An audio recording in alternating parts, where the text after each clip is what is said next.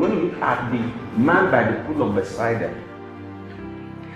And by looking at him, I want us to identify certain consequences of sin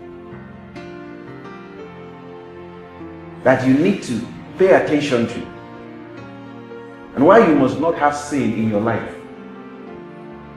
We're going to look at this man by the pool of Bethsaida so we can understand the terrible consequences of sin.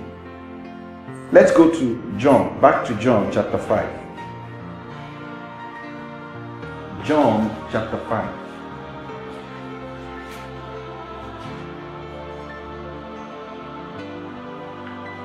From time to time, verse 4, from time to time, an angel of the Lord would come down and stir up the waters.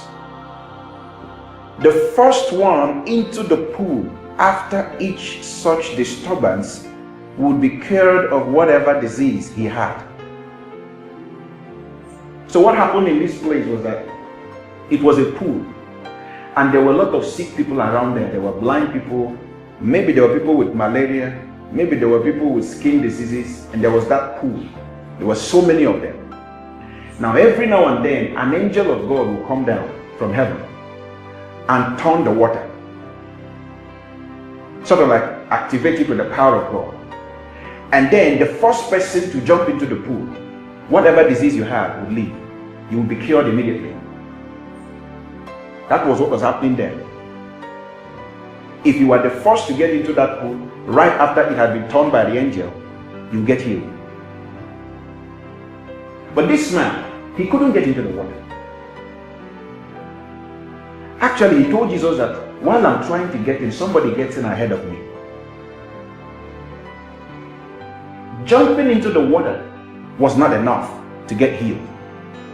You had to be the first to get in. You had to be the first to get into that place. I want to tell you something this morning. There is something about being the first. There is something about being the first. There is something about timing. If you want to be successful in this life, you must understand that it's not just enough to do the right thing. You must do the right thing in its time. Many people fail today not because they do wrong things, but because by the time they get it right, it's late. By the time they finally get it, it's late. The time has passed. The Bible says, there is a time for what? Everything.